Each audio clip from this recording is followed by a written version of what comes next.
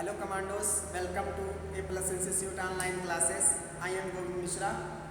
Today I am going to discuss about one of the most important topic for your examination point of view as well as your competitive examination point of view also too. सर्वप्रथम A Plus Institute online class में आपका स्वागत वंदन अभिनंदन है। मैं गोविंद मिश्रा आज आप लोगों के बीच जैव रसायन का एक सबसे महत्वपूर्ण टॉपिक, एक महत्वपूर्ण शीर्षक का अध्ययन करने हम लोग जा रहे हैं, जिसमें हम लोग पढ़ेंगे कि इस सृष्टि पर जीवन को बनाने के लिए यानी एक लिविंग बीइंग्स के जीवन को बनाने के लिए क्या क्या चीज़ें भाग लेती हैं, कौन कौन सी चीज़ें भाग लेती हैं, कौन कौन से ऐसे मॉलिक्यूल्स हैं जो जीवन के लाइफ के फॉर्मेशन के लिए रिस्पॉन्सिबल हैं। आज हम चर्चा ये भी करेंगे कि hitch molecules very responsible for the creation of the life of individual on the earth. यानी आज हम चर्चा करेंगे कि वह ऐसे कौन से केमिकल हैं, ऐसे कौन से रसायन हैं जो एक अणु का निर्माण करते हैं, अणु मॉलिक्यूल्स का निर्माण करता है, और वही मॉलिक्यूल्स जब जीवित जीवों के अंदर किसी एक वाइटल फोर्स का निर्माण करते हैं तो उसको हम बायोमॉलिक्यूल्स पढ़ते हैं। तो हम देखेंगे बायोमॉलिक्यूल्स के अंतर्गत एक आपका सबसे इम्पॉर्टेंट टॉपिक है जो इस धरती पर ऊर्जा का जो सबसे मुख्य स्रोत है उसमें से हम आज चर्चा करेंगे कार्बोहाइड्रेट के बारे में। तो कार्बोहाइड्रेट के बारे में हम देखेंगे कार्बोहाइड्रेट क्या है, कार्बोहाइड्रेट कितने प्रकार के होते हैं, उनका क्लासिफिकेशन क्या है, कार्बोहाइड्रेट का अक्रेंस भी देखेंगे, कहाँ कहाँ पे कार्बोहाइड्रेट मुख्यतः पाए जाते हैं, ब्रेंट अमाउंट में, प्लेंटी अमाउंट में। ये भी हम देखेंगे कि हमारे दैनिक जीवन में कार्बोहाइड्रेट की महत्वपूर्ण भूमिका क्या है। तो आइए चलते हैं, लेक्चर को शुरू करते हैं। तो सबसे पहले आज हम देखेंगे बायोमॉलिक्यूल्स क्या है। जैसा कि आपको शब्दों के माध्यम से ही पता चल रहा होगा कि ऐसा मॉलिक्यूल्स जो किसके अंतर्गत पाया जाता हो, बायो का अर्थ होता है लाइफ, यानी लाइफ से रिलेटेड जो मॉलिक्यूल्स हैं, जो अणु हैं, जो लाइफ के निर्माण में, लाइफ के फॉर्मेशन के लिए वाइटल फोर्स का काम करते हैं, उसके बारे में हम पता करेंगे। और हम जानते हैं इसके पहले इंट्रोडक्टरी क्लास में हम लोगों ने पढ़ा था साइंस के बारे में। तो साइंस के बारे में हम लोगों ने पढ़ा था, साइंस को अपने अध्ययन की सुविधा के लिए हम लोगों ने डिवाइड किया था कि जो साइंस है उसको हम 3 भागों में डिवाइड करते हैं, फिजिक्स, केमिस्ट्री, बायोलॉजी। तो फिर हमने देखा था कि फिजिक्स क्या है, ये भी हमने देखा था फिजिक्स क्या है। फिर हमने देखा था फिजिक्स के बाद हमने देखा था कि केमिस्ट्री क्या है। फिर हमने ये भी देखा था कि बायोलॉजी क्या है। तो हमने देखा कि फिजिक्स में वो चीज़ों का हम अध्ययन करते हैं जो भौतिक वस्तुएं होती हैं, जो भौतिक पदार्थ होते हैं, उनका हम क्या करते हैं, अध्ययन करते हैं, फिजिक्स कहलाता है। फिर हमने देखा था कि भौतिक जो वस्तुएं होती हैं, फॉर एग्जांपल कोई भी मैटर है, उसके फॉर्मेशन में कौन कौन से अणु भाग लेते हैं।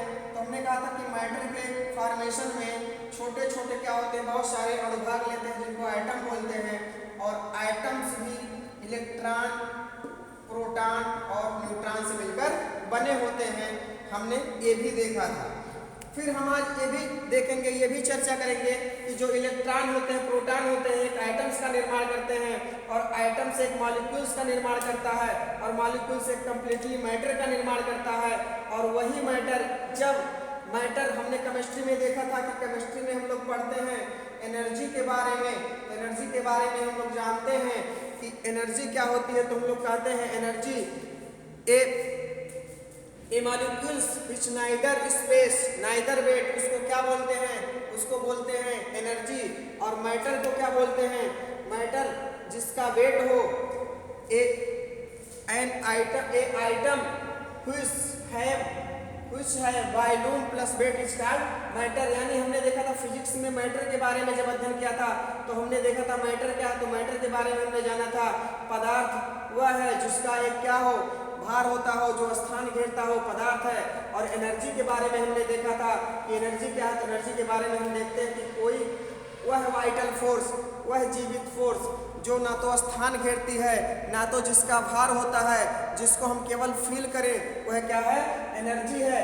लेकिन यही एनर्जी जब मैटर के साथ इंटरेक्ट करती है, अंतर क्रिया करती है, तो एक फोर्स का क्या होता है? निर्माण होता है, और उस फोर्स को हम बोलते हैं वाइटल फोर्स। और वह वाइटल फोर्स क्या है? जीवित फोर्स क्या है? जो हमको इस धरातल पे, इस धरती पे, इस सृष्टि पे जीवित बनाए हुए है। ऐसे साइंस को हम क्या बोलते हैं?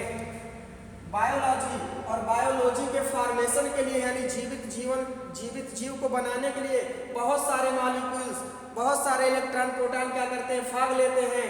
तो ऐसे मॉलिक्यूल्स, ऐसे इलेक्ट्रॉन प्रोटॉन के फॉर्मेशन को जब हम जीवन के साथ जोड़ते हैं, तो एक नए साइंस का प्रभुत्व होता है, एक नए साइंस का उदय होता है, और उस साइंस को हम बोलते हैं बायोमॉलिक्यूल्स, जैविक अणु। यानी जीवन को बनाने वाले अणु को ही क्या कहा जाता है? जैविक अणु कहा जाता है।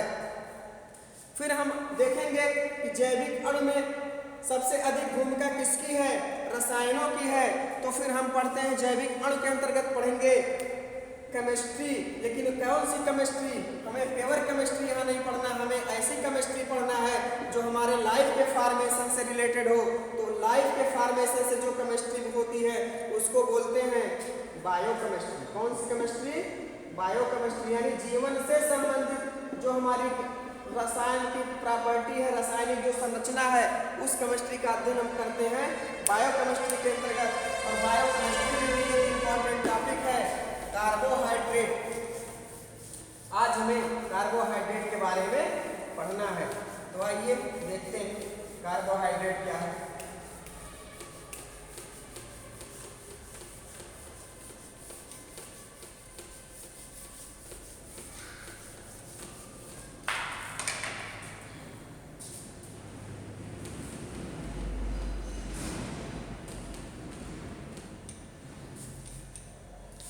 तो देखते हैं कार्बोहाइड्रेट क्या है।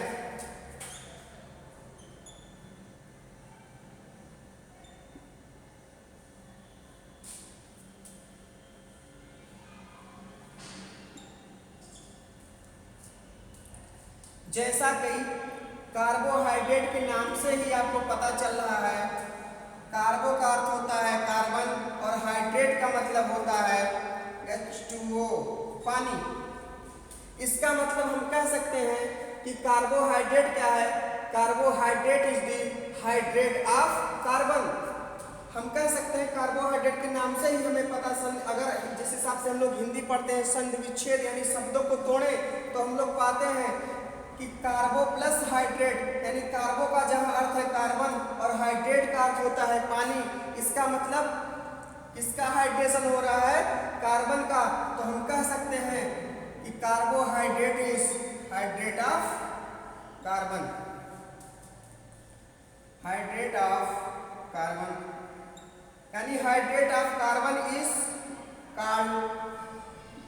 कार्बोहाइड्रेट। इसका मतलब क्या है? हाइड्रेट ऑफ कार्बन का मतलब क्या? अभी भी आप लोग को ना समझ में आ, तो और सिंप्लीफिकेशन के लिए, जब हम कार्बन का क्या करवाते हो? जल अपघटन करवा देते हैं, तो क्या बन जाता है?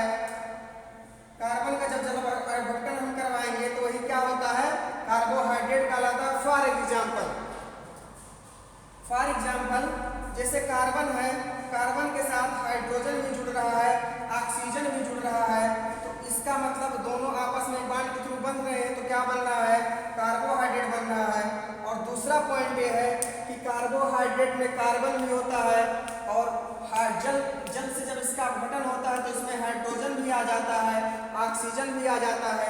तो हम मुख्यतः कह सकते हैं कि कार्बोहाइड्रेट जो है मुख्यतः किसके मिलकर बने होते हैं? ये ऐसे कंपाउंड होते हैं जो कार्बन, हाइड्रोजन और ऑक्सीजन से मिलकर के बने होते हैं। तो पहला पॉइंट ये है कि अगर आपसे कोई पूछे कि what do you mean from the carbohydrate, so you can say that without any hesitation carbohydrate is hydrate of carbon.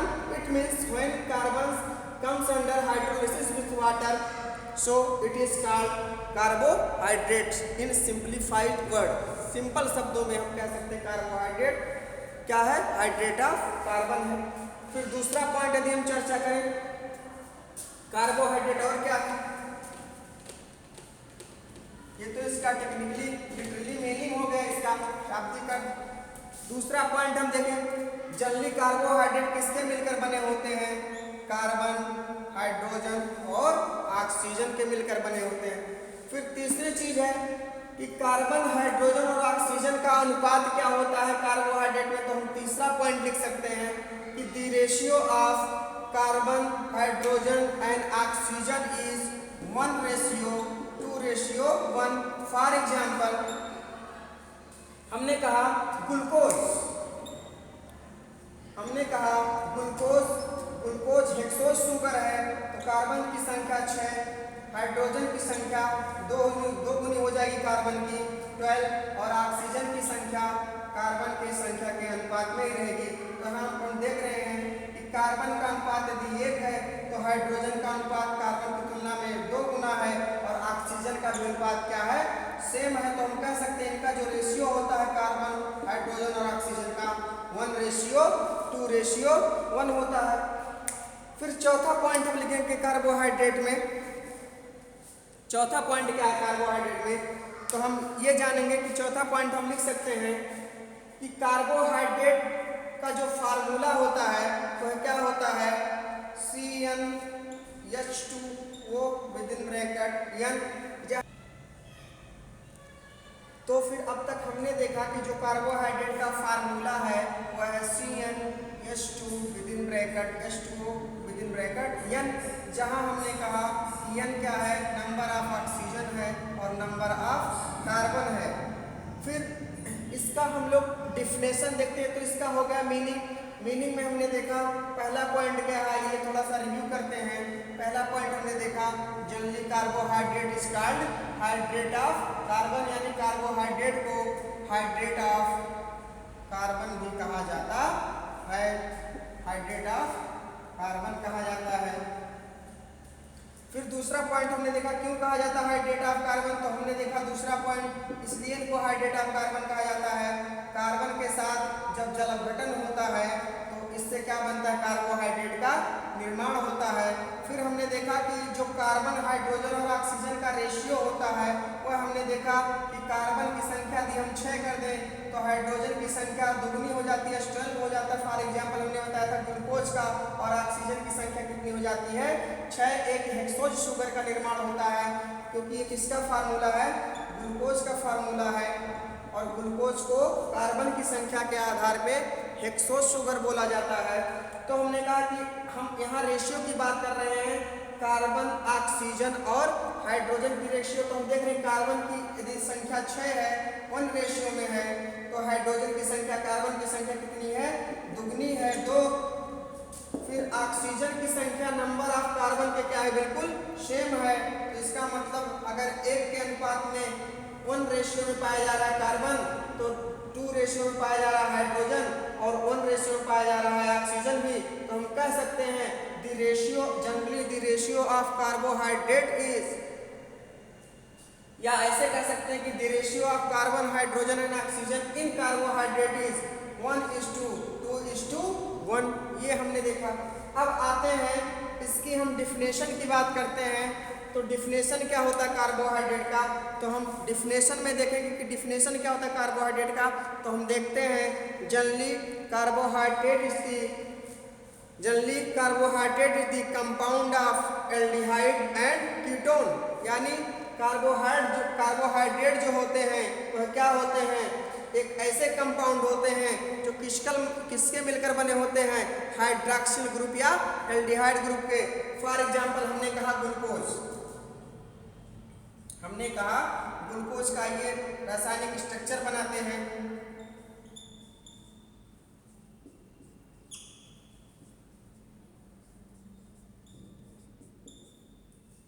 हमने कहा ये ग्लूकोज का स्ट्रक्चर देख रहे हैं कि ये क्या है? ग्लूकोज है। तो हमने देखा ग्लूकोज में क्या पाया जा रहा है? ग्लूकोज भी एक प्रकार का सिंपल कार्बोहाइड्रेट है, इसमें एल्डिहाइड ग्रुप पाया जा रहा है। फिर हम दूसरी तरफ देखते हैं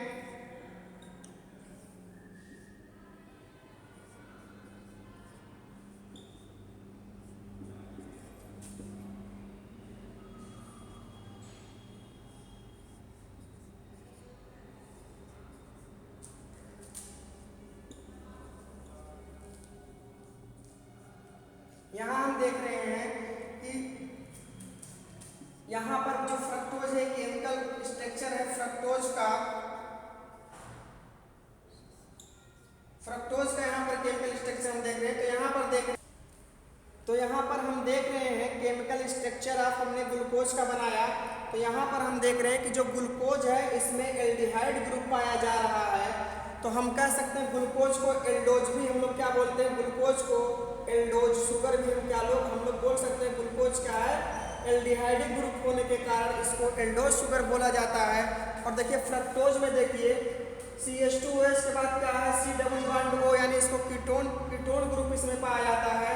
तो फ्रक्टोज को इसीलिए हम लोग क्या बोलते हैं, कीटोज शुगर भी क्या बोलते हैं, कीटोज शुगर भी बोलते हैं। तो अब तक हमने देखा कि कार्बोहाइड्रेट है क्या, इसका लिटरली मीनिंग हमने देखा। फिर हमने देखा कि कार्बोहाइड्रेट का डिफिनेशन क्या है। तो इस आधार पे समूह पोजिशनल समूह के आधार पे हम लोग देखते हैं कि जो ग्लूकोज होता है उसमें हाइड्रॉक्सिल ग्रुप पाया जाता है। तो ग्लूकोज को हम क्या बोलते हैं, एल्डोज शुगर बोलते हैं। और फ्रक्टोज का हम जब केमिकल स्ट्रक्चर देखते हैं तो देखते हैं फ्रक्टोज में अंतर किस चीज़ का है, ग्लूकोज और फ्रक्टोज में केमिकल स्ट्रक्चर के आधार पे। तो देखते हैं कि जो ग्लूकोज होता है उसमें एल्डोज ग्रुप पाया जाता है और इसमें कीटोज ग्रुप पाया जाता है। कीटोन के कारण इसको कीटोज बोलते हैं। फ्रक्टोज को हम कीटोज के भी नाम से, कीटोज शुगर के भी नाम से जानते हैं। और ये जो ग्लूकोज हमारा होता है इसको एल्डोज के भी नाम से जानते हैं। तो डिफिनेशन आपसे कोई पूछता है कि ग्लूकोज है क्या, तो आप बोल सकते हैं कार्बोहाइड्रेट है क्या, तो आप बोल सकते हैं carbohydrate is the polyhydroxy acetone, polyhydroxy aldehyde and polyhydroxy ketone. ये आप डिफिनेशन में बोल सकते हैं। फिर हम चर्चा करेंगे इसके क्लासिफिकेशन का कि अध्ययन की सुविधा के लिए ग्लूकोज को कितने भागों में बांटा जाता है। हम देखेंगे बार बार ग्लूकोज का नाम आ रहा है क्योंकि ग्लूकोज भी आपका सिंपल शुगर है। लेकिन हम लोग देखेंगे कि कार्बोहाइड्रेट को अध्ययन की सुविधा के लिए हम लोग कितने भागों में बांटते हैं, कितने भागों में डिवाइड करते हैं। तो अब तक हमने देखा कार्बोहाइड्रेट है क्या, कार्बोहाइड्रेट का डिफिनेशन हमने देखा, जो महत्वपूर्ण तथ्य थे कार्बोहाइड्रेट से संबंधित उसका हमने अध्ययन किया। जैसे आपसे एग्जामिनेशन पॉइंट आप उससे पूछा जाता कि जनरली कार्बोहाइड्रेट होते क्या हैं, तो हमने बताया जनरली कार्बोहाइड्रेट जो होते हैं हाइड्रेट ऑफ कार्बन होते हैं। फिर हमने बताया कि पूछा जाता है कि कार्बन, हाइड्रोजन और ऑक्सीजन का रेशियो क्या होता है, तो हमने ये भी बताया कि जो कार्बोहाइड्रेट में कार्बन, हाइड्रोजन और ऑक्सीजन का रेशियो होता है वह 1:2:1 के फॉर्म में पाया जाता है। फिर हमने बताया कि इसका जनरली फार्मूला क्या होता है, तो इसको हमने बताया जो इसका कार्बोहाइड्रेट का जो जनरली फार्मूला होता है वह होता है CnH2 का होल ट्वाइस n। इसका मतलब ये है कि जहाँ पर n क्या डिनोट करता है, number of carbon and number of oxygen को डिनोट करता है। फिर हमने देखा कि कार्बोहाइड्रेट का मॉडर्न डिफिनेशन क्या है, तो हमने देखा कि carbohydrate is the polyhydroxy aldehyde and polyhydroxy acetone.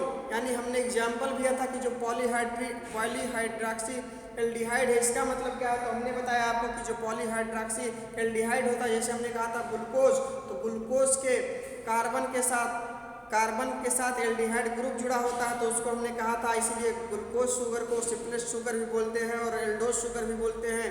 फिर हमने भी केमिकल स्ट्रक्चर पढ़ा था फ्रक्टोज का, तो हमने देखा था कि CH2OH C डबल बॉन्ड, और जहाँ पर C डबल बॉन्ड O का फॉर्मेशन होता है उसको कीटोन ग्रुप बोलते हैं, तो कीटोन भी होता है। और ये सब हाइड्रॉक्सी किसके होते हैं, पॉलीहाइड्रॉक्सी एल्डिहाइड और पॉलीहाइड्रॉक्सी कीटोन का मतलब क्या है कि ये हाइड्रोजन के साथ क्रिया करके बहुत ऐसी जटिल कॉम्प्लेक्स संरचना बनाते हैं। तो ग्लूकोज में हमने देखा कि एल्डिहाइडिक ग्रुप होता है और फ्रक्टोज में कीटोनिक ग्रुप बोला जाता है। तो हम डिफिनेशन बना सकते हैं कि कार्बोहाइड्रेट थी पॉलीहाइड्रॉक्सी एल्डिहाइड एंड पॉलीहाइड्रॉक्सी एसीटोन। आज हम फिर चर्चा करेंगे, अभी चर्चा करेंगे कि कार्बोहाइड्रेट का क्लासिफिकेशन क्या है।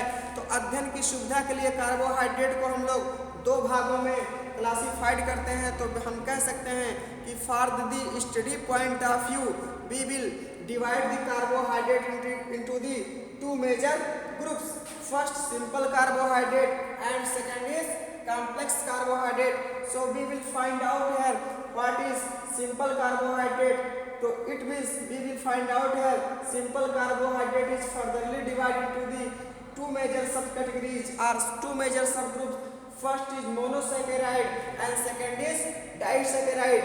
When we talking about the what is monosaccharide, mono means one and saccharin means sugar. It means the sugar molecules which keeps only one molecules after the hydrolysis of water is called monosaccharide. For example, हमने कहा कि monosaccharide क्या है, तो monosaccharide वह carbohydrate के अणु जो जल अपघटन के बाद क्या देते हो, एक मॉलिक्यूल्स देते हैं, किसका, एक यूनिट देते हैं शुगर का। फॉर एग्जांपल हमने कहा, जैसे आप लोग देखते होंगे, प्राय एग्जांपल देखते होंगे कि फलों में क्या पाया जाता है, पैक्टिन पाया जाता है। पौधों का जो मेन कंपोनेंट होता है वो सेलुलोज और हेमीसेलुलोज होता है। तो पैक्टिन और सेलुलोज या हेमीसेलुलोज है क्या, तो हम देखते हैं ये क्या है, पॉलीसैकेराइड होता है। पॉलीसैकेराइड होता है, पॉलीसैकेराइड का मीन्स होता है कि जब पॉलीसैकेराइड का जो फार्मूला होता है वो होता है C6H10O5। जब इसका हम क्या करते हैं, जल अपघटन करते हैं, तो देखिए कार्बन की संख्या है जो सेम रहती है, C6 का C6 ही रहेगा। हाइड्रोलिसिस का मतलब होता है कि हाइड्रोजन क्या करता है, जो हाइड्रोजन अभी 10 की संख्या में थे, 10 मॉलिक्यूल्स थे हाइड्रोजन के, 2 मॉलिक्यूल्स यहाँ से आप कट करिए और पेस्ट कर दीजिए 10 में, तो 10 + 2 कितने हो जाएंगे, हाइड्रोजन के मॉलिक्यूल्स कितने हो जाएंगे, 12 हो जाएंगे। और ऑक्सीजन की संख्या, ऑक्सीजन के जो भी मॉलिक्यूल्स है कितनी संख्या में, 5, और यहाँ जो रिमेनिंग ऑक्सीजन है उसको आप ऐड कर देंगे तो फिर O6 हो जाता है। और इस तरह से आपको simple carbohydrates 1 sugar unit molecules की क्या होती है, प्राप्ति होती है। तो ऐसे शुगर मॉलिक्यूल्स जो हाइड्रोलिसिस करने के बाद एक शुगर यूनिट को देते हैं उनको क्या बोलते हैं, मोनोसैकेराइड। और मोनोसैकेराइड ग्रीक भाषा के शब्द से लिया गया है, जिसका जहाँ मोनो का अर्थ है सिंगल, एक, और सैकेराइड्स का मीन्स होता है, संस्कृत शब्द से इसकी उत्पत्ति हुई है जिसको बोलते हैं सैकेरान का मीन्स होता है शुगर, यानी शुगर के एक अणु। शुगर यानी मोनोसैकेराइड को पुनः हमने अपने अध्ययन की सुविधा के लिए ग्लूकोज, फ्रक्टोज, गैलेक्टोज में डिवाइड किया। फिर हम देखते हैं कि सिंपल कार्बोहाइड्रेट के अंतर्गत दूसरा भी क्या है, एक डाइसैकेराइड है। डाइसैकेराइड क्या होता है, the sugar molecules when two sugar molecules binding together and after hydrolysis they convert two molecules of monosaccharide is called disaccharide। इसका मतलब क्या है कि जब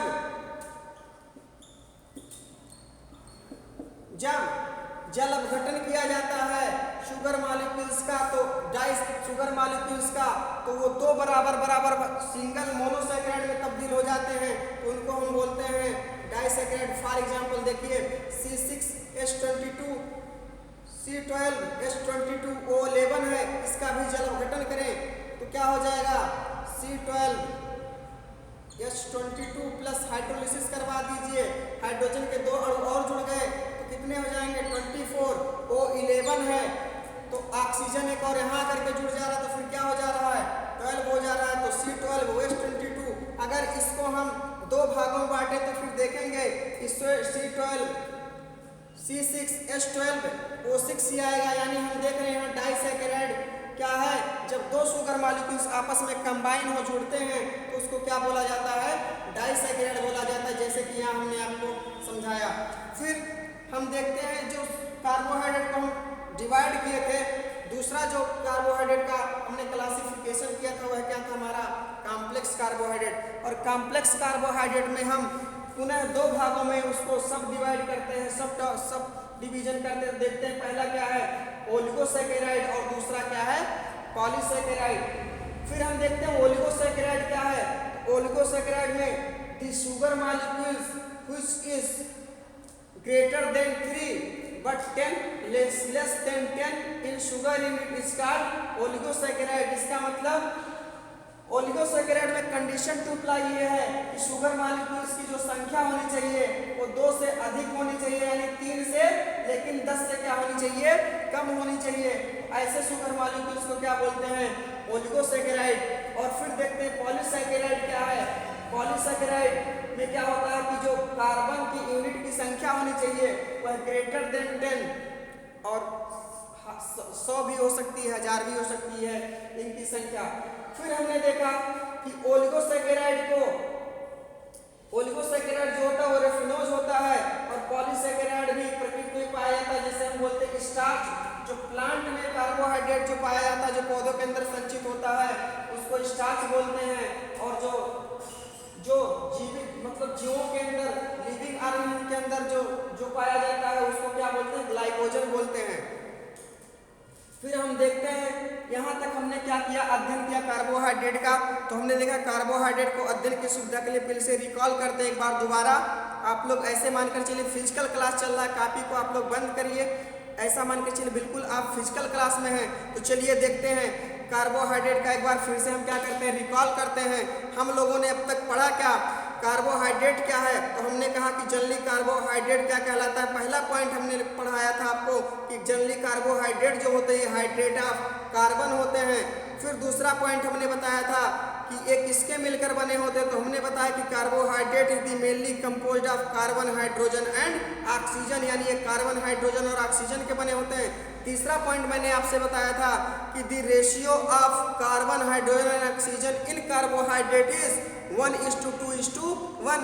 फिर हमने चौथा पॉइंट बताया था कि जो इनका फार्मूला होता है वह CN विदिन ब्रैकेट H2O के बाहर N होता है।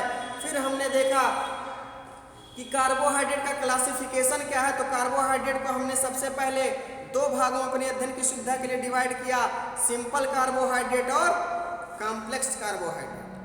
सिंपल कार्बोहाइड्रेट को भी हमने दो भागों में डिवाइड किया, मोनोसैकेराइड और डाइसैकेराइड। जो कॉम्प्लेक्स कार्बोहाइड्रेट है हमने पुनः उसको दो भागों में डिवाइड किया, ओलिगोसैकेराइड एंड पॉलीसैकेराइड। फिर हमने देखा मोनोसैकेराइड क्या है, मोनोसैकेराइड कैसे प्राप्त होता है। तो हमने बताया कि स्टार्च का जल अवघटन करने पर हमको क्या मिलता है, क्या प्राप्त होता है, शुगर्स का 1 यूनिट प्राप्त होता है। तो हमने कहा वो क्या है, मोनोसैकेराइड है। फिर मोनोसैकेराइड को हमने 3 भागों में बांटा, ग्लूकोज, फ्रक्टोज, गैलेक्टोज। तो ग्लूकोज और फ्रक्टोज में यदि आपसे अंतर पूछता कोई, तो अंतर क्या है, ग्लूकोज, फ्रक्टोज और गैलेक्टोज एक दूसरे के क्या है, सभी आइसोमर हैं। लेकिन इनका जो इनके पोजीशन के स्थान पे केमिकल नेचर के आधार पर इनमें क्या होता है, अंतर पाया। जैसे हमने बताया जो ग्लूकोज होता है उसमें एल्डिहाइड ग्रुप पाया जाता है, तो ग्लूकोज को एल्डिहाइड भी बोलते हैं। फिर हमने देखा कि जो फ्रक्टोज होता है ये फ्रूट शुगर होता है, तो इसमें कीटोन ग्रुप पाया जाता है, तो इसको कीटोज शुगर भी बोलते हैं। फिर गैलेक्टोज ये भी सिंपल शुगर है। फिर हमने देखा डाइसैकेराइड में तो पूछा जाता है कि आपसे कभी कभी कंफ्यूजन क्रिएट करने के लिए पूछा जाता है कि which one of the following monosaccharide और डाइसैकेराइड। तो उसमें ऑप्शन दे देगा ग्लूकोज, गैलेक्टोज, फ्रक्टोज, लैक्टोज। तो अगर आपको नहीं पता कि लैक्टोज क्या है, डाइसैकेराइड है, तो आप ट्रिक नहीं कर पाएंगे, कंफ्यूज हो जाएंगे। तो ऐसे बहुत सारे क्वेश्चन आपसे MCQ के दौरान पूछ ले जाते हैं। तो जो मिल्क शुगर होता है, जो दूध में हमारे शुगर पाया जाता है, वो कौन सा शुगर होता है, लैक्टोज शुगर होता है। केन शुगर जो गन्ने में शुगर पाया जाता है उसको हम लोग सुक्रोज बोलते हैं। और जो बार्ले में पाया जाता है माल्ट शुगर, जो कमर्शियल पर्पज के लिए यूज किया जाता है, जैसे आजकल कमर्शलाइजेशन के तौर में जो वोडका होता है वो किससे बनता है, माल्टोज शुगर से बनता है। फिर हम देखते हैं ओलिगोसैकेराइड को। तो ओलिगोसैकेराइड में हमने पढ़ा कि ऐसे शुगर जिनकी संख्या 2 से अधिक हो लेकिन 10 शुगर यूनिट से क्या हो, कम हो, तो हमने कहा ऐसे शुगर्स को ओलिगोसैकेराइड बोलते हैं। ओलिगो का मतलब होता है फ्यू, कुछ। फिर पॉली का मतलब होता है बहुत से, और सैकेराइड का अर्थ होता है शुगर मॉलिक्यूल, बहुत सारे शुगर मॉलिक्यूल हैं जिनकी संख्या ग्रेटर देन 10 और लेस देन इनफाइनाइट तक हो सकती है। फिर हमने देखा कि जो ओलिगोसैकेराइड उसमें रेफिनोज सबसे महत्वपूर्ण भूमिका अदा करता है। फिर पॉलीसैकेराइड में हमने देखा जो स्टार्च होता है, जो सबसे अधिक पूछा जाता है कि which one of the following crop starch is more containing, तो ऑप्शन आता है पोटैटो, ओनियन, या दूसरा कोई क्रॉप पूछ लेगा तो सबसे अधिक स्टार्च आलू में पाया जाता है, ये भी जानते रहिएगा। ग्लाइकोजन फिर पूछता है which one of the following is animal carbohydrate, तो एनिमल कार्बोहाइड्रेट ग्लाइकोजन को बोलते हैं। तो उम्मीद करते हैं कार्बोहाइड्रेट आपको समझ में आया होगा, क्लासिफिकेशन आपको समझ में आया होगा। इसका फंक्शन क्या है, इसका फंक्शन ये है कि यह एज एनर्जी मॉलिक्यूल्स के रूप में काम करता है, और बायो मॉलिक्यूल्स के अंदर जो केमिकल रिएक्शन होता है उसमें भी यह ATP के रूप में, एनर्जी मॉलिक्यूल्स के रूप में क्या होता है, केमिकल जो हमारे शरीर के अंदर मेटाबॉलिज्म के दौरान जो भी केमिकल रिएक्शन होता है उसमें हम जैसे पढ़ते हैं फोटोसिंथेसिस में भी क्या होता है, एटीपी की आवश्यकता होती है। जब हम रिस्पायरेशन करते हैं तो भी एटीपी की आवश्यकता पड़ती है। माइटोकॉन्ड्रिया में भी एटीपी की आवश्यकता होती है एनर्जी को जनरेट करने के लिए। तो इसका यह क्या है, एनर्जी मॉलिक्यूल्स है और प्लेंटी अमाउंट में पौधों के अंदर पाया जाता है। पौधों में यह एनिमल्स की तुलना में 30 से 50 गुना अधिक पाया जाता है। तो उम्मीद करते हैं कि आज का जो हमारा कार्बोहाइड्रेट का लेक्चर है समझ में आया होगा। आज के लिए बस इतना ही। हम नए उमंग, नए उत्साह, नई ऊर्जा के साथ मिलते हैं। तब तक के लिए all the best. Thank you class.